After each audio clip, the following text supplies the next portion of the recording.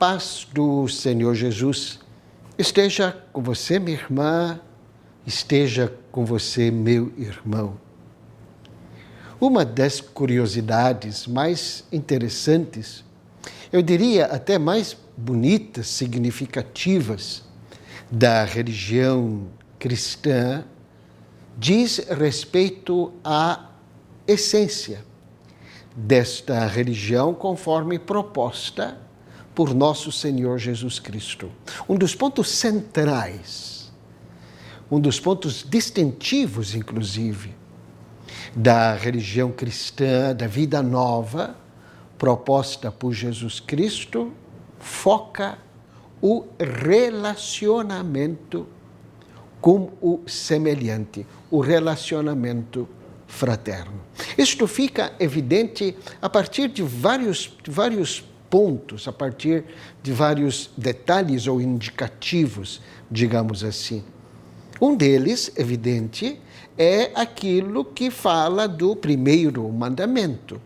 Quando Jesus coloca o primeiro mandamento, ou seja, o único, na verdade, mandamento que ele próprio deixou para os seus seguidores, e nós sabemos qual que é este único mandamento, amar o próximo como a si mesmo, já ilustra este ponto.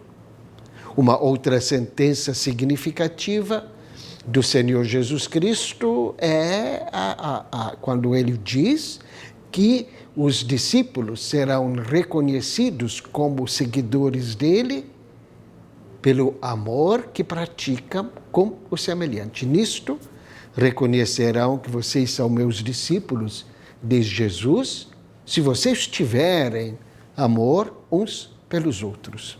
Então, um dos pilares, um dos pontos centrais, distintivos da vida nova, do reino que Jesus veio propor, da religião, para a gente entender melhor, que Jesus veio propor é a fraternidade, o relacionamento entre as pessoas. O evangelista Mateus passa esta catequese de uma forma muito bem elaborada, muito interessante, inclusive. Nos dizem os estudiosos que o Evangelho de Mateus gira em torno de 5 grandes discursos de Jesus, reproduzindo os 5 primeiros livros da Bíblia, o Torá, que constitui o Torá para os judeus, o núcleo central de toda a religião judaica. Como Jesus é apresentado como o novo Moisés, ele também apresenta 5 grandes discursos. E o interessante nesta composição é a convergência entre o primeiro grande discurso registrado em Mateus e o último grande discurso. O primeiro grande discurso no Evangelho de Mateus é o chamado Sermão da Montanha. O último é o discurso escatológico que fala do fim dos tempos. E a convergência entre estes 2 discursos é impressionante. Quando nós analisamos assim, criteriosamente, esses 2 discursos, nós chegaremos à conclusão de que, no fundo, eles falam ou reproduzem ou insistem sobre a mesma verdade. O relacionamento entre as pessoas. Avançando um pouquinho mais o pensamento dentro desta reflexão lógica, a gente conclui que a religião cristã, quando vivida segundo o pensamento de Jesus, tem por objetivo elevar, purificar, ordenar o relacionamento entre as pessoas. Aqui vale um parênteses interessante também. Criticam, ou a religião cristã é criticada, ou porque não é conhecida verdadeiramente, porque Quem há de discutir, por exemplo, uma religião que promove um relacionamento fraterno entre as pessoas? Então, ou porque não é conhecida, ou então, e aqui talvez seja o grande X do problema, ou porque nós, que nos apresentamos como seguidores de Jesus, não estamos sendo fiéis à nossa vocação cristã.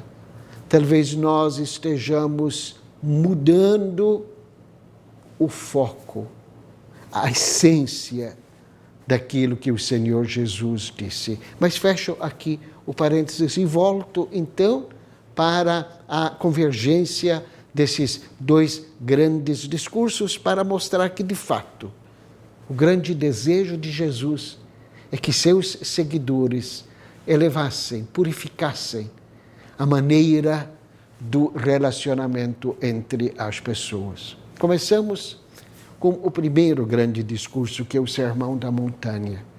E o discurso do Sermão da Montanha começa com o chamado texto das bem-aventuranças. Bem-aventurança pode ser traduzida pela palavra feliz, pode ser traduzida pela palavra realizada, mas ela indica um movimento na sua estrutura original, ou seja, um caminho, um esforço, um amadurecimento significativo.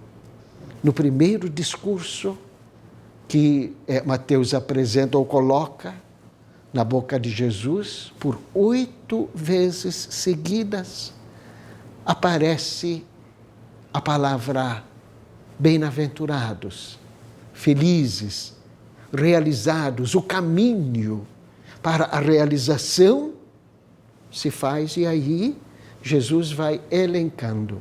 Nós não temos tempo da gente analisar essas bem-aventuranças uma por uma. Seria até interessante este estudo, esta reflexão. Mas, para não fugir do foco, eu vou destacar 2 destas bem-aventuranças, inclusive prestando atenção, e este é um outro exercício que você pode fazer aí em casa, pegando a Bíblia, no capítulo 5 do Evangelho de Mateus, e você vai ver para que cada proposta de uma bem-aventurança há também uma consequência, há também uma promessa. É muito interessante analisar também estas promessas, mas focamos então 2 destas propostas de caminhada de Jesus.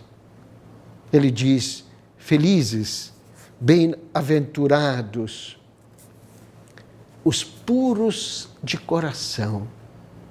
Quando Jesus fala de pureza de coração, ele está entendendo aquele sujeito que age sem segundas intenções, sabe? Aquele sujeito transparente, aquele sujeito que não esconde nada, é explícito.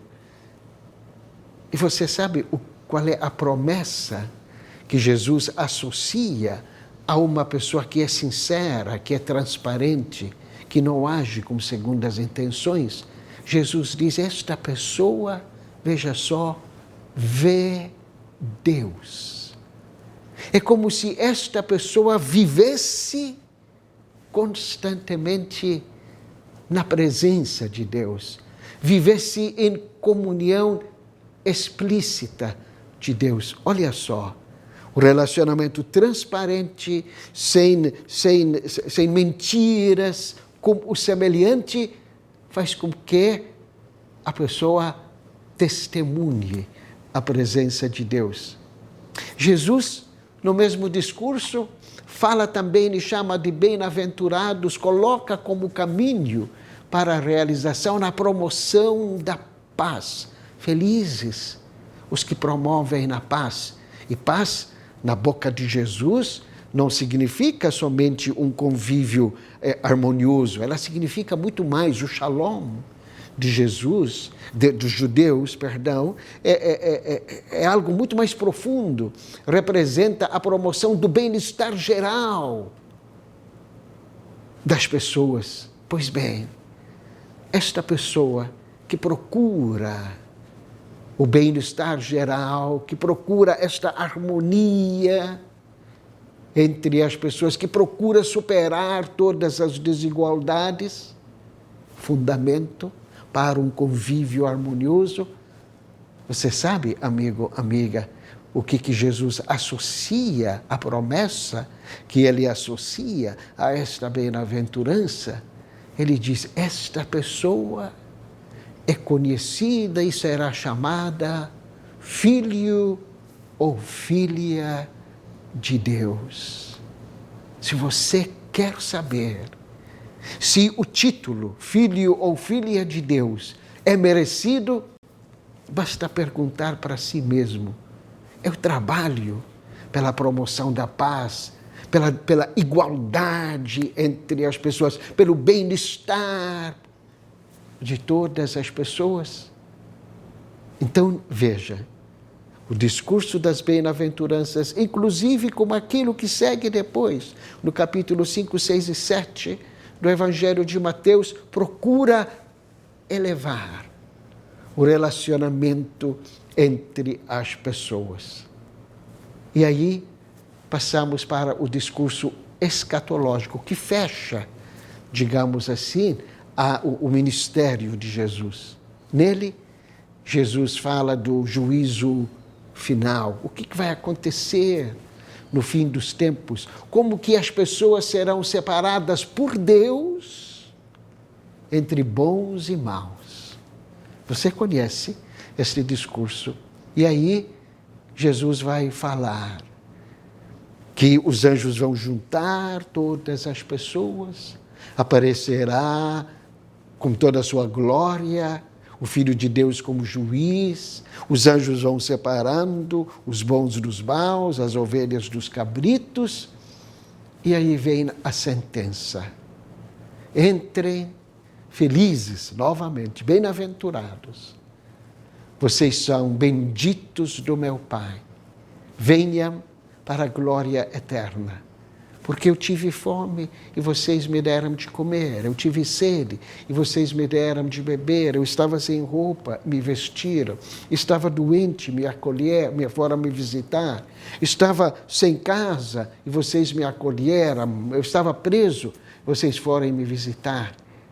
E aí os bons vão dizer a Jesus, mas onde que nós o vimos com fome, com sede, acudimos? E Jesus vai responder, tudo o que vocês fizeram ao menor dos meus irmãos, é a mim que fizeram. Novamente, volta a mesma verdade. A forma como nós tratamos o semelhante reflete, é um espelho da forma como nós tratamos a Deus. Ou seja, bem-aventurada, feliz, bendita do Pai é aquela pessoa que, na figura do irmão, reconhece a própria pessoa de Jesus Cristo e, ao reconhecer a própria pessoa de Jesus Cristo, trata bem, com respeito, com dignidade, o semelhante. Está aí apresentado de uma forma clara o que é que Jesus espera de seus seguidores, o que é e como deve se tornar presente a condição de seguidores de Jesus. Sabe, amigo, isto nos leva a uma outra conclusão muito importante. Nós somos discípulos de Jesus, membros da sua igreja, não quando estamos nos templos, mas quando estamos na rua, A gente está no templo, a gente vai no templo, a gente participa das celebrações ou do culto, não como fim, mas como alimento, como inspiração, como motivação, para que saindo na rua, elevemos, purifiquemos o tipo de relacionamento com o semelhante. Elevemos a fraternidade, tornamos a fraternidade como o ponto central da nossa vivência cristã. O espelho da nossa condição cristã, o espelho do tratamento que nós damos a Deus de verdade, se faz pelo tratamento que se dá ao semelhante. É o que Jesus espera de nós, seus seguidores.